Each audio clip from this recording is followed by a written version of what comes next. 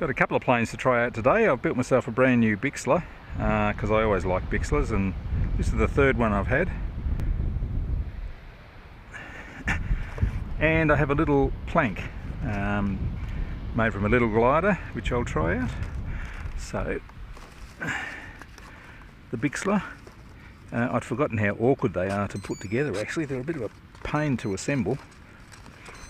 Wing bolts are underneath instead of on top. Everything's sort of buried deep. There's no space inside to put any gear. So I have a Sunnysky 2212 1400 kV 7x4 3-bladed prop, little 20 amp VSC just up in the top there.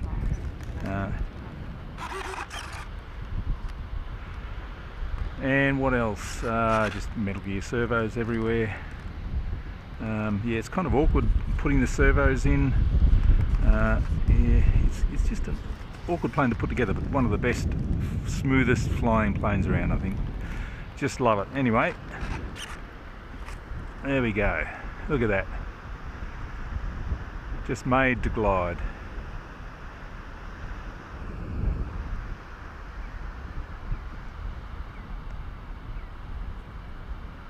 Turns beautifully. It's just a wonderful plane. One of the best beginners planes around. It's the plane I had my first successful flight on, really.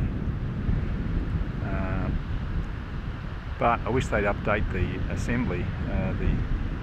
The wing connections could be better. There could be more space inside to put your gear. You can't really thread anything through from the motor to the front with any ease because there's wing bolts and partitions in the way. But it flies beautifully.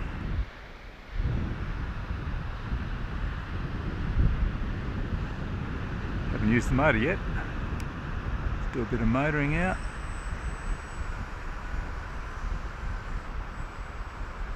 Flies upside down with ease.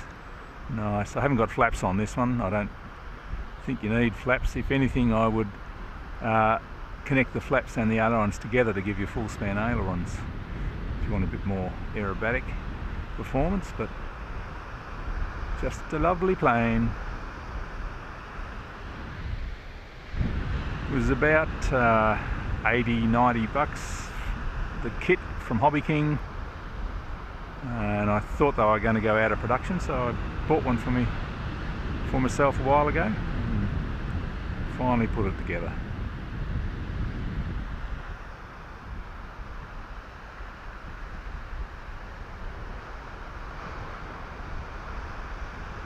.2200 3S in the nose, a little bit back from the nose.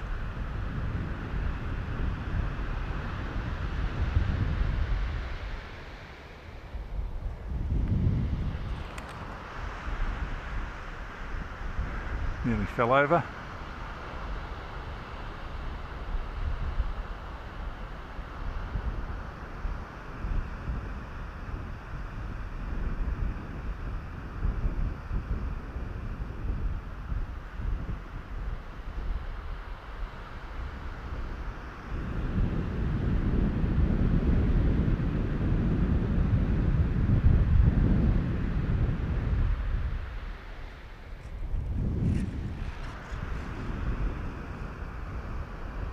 See how forgiving it is? It was totally clumsy and it still hangs in the air.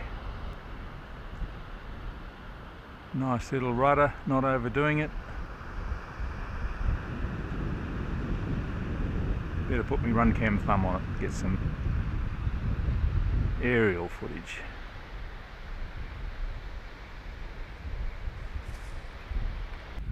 I usually just stick my cameras on temporarily with electrical tape, and I just need 5 volts from the receiver to power it up. No. Now it's recording. Alright, here we go.